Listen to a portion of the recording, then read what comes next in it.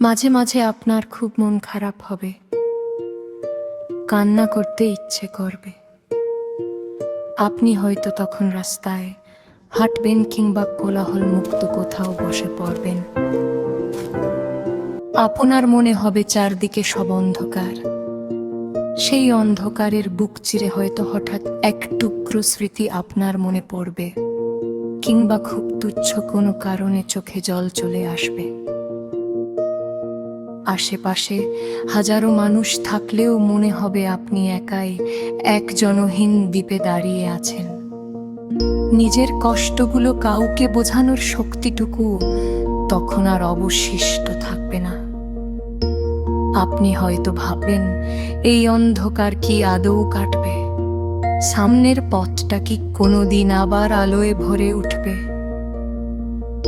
মন চাইবে সব কিছু থমকে যাক, আর কোনো লড়াই নেই, আর কোনো দৌড়ঝাঁপ নেই, শুধু একটু নিস্তব্ধতা।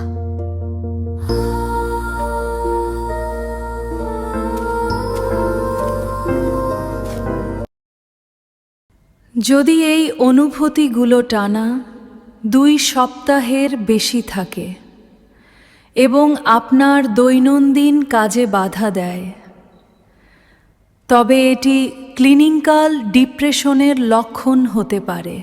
চারপাশ অন্ধকার দেখা বা ভবিষ্যৎ নিয়ে আশা হারিয়ে ফেলা এর বড় লক্ষণ।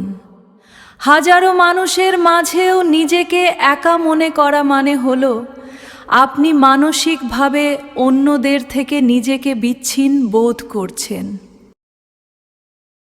একে ইমোশনাল আইসোলেশন বলা হয়, যেখানে মানুষ মনের কথা বলার মতো কাউকে খুঁজে পায় না। সব কিছু থমকে যাক বা আর কোনো লড়াই নেই, এই চিন্তাগুলো মানসিক ক্লান্তির চরম সীমা বা বার্ন আউট থেকে আসে। যখন দীর্ঘ সময় ধরে মানসিক চাপ সহ্য করতে হয়, তখন মস্তিষ্ক আর লড়াই করার শক্তি পায় না, শুধু নিস্তব্ধতা খোঁজে। জীবনকে রঙিন ছবির মতো মনে না হওয়া বা কোনো কিছুতেই আনন্দ খুঁজে না পাওয়াকে মনোবিজ্ঞানে অ্যানহেডোনিয়া বলে। এটি মনের এমন এক অবস্থা যখন কোনো স্মৃতিও আর আনন্দ দিতে পারে না। এটি ডিপ্রেশনেরই লক্ষণ। আপনার জন্য কিছু পরামর্শ। আপনার বিশ্বস্ত কোনো বন্ধু বা পরিবারের সদস্যের সাথে মন খুলে কথা বলুন। নিজেকে সময় দিন, প্রকৃতির মাঝে হাঁটুন। নিজেকে সময় দেওয়া ইতিবাচক, তবে খেয়াল রাখবেন যেন তা দীর্ঘ একাকিত্বে রূপ না নেয়।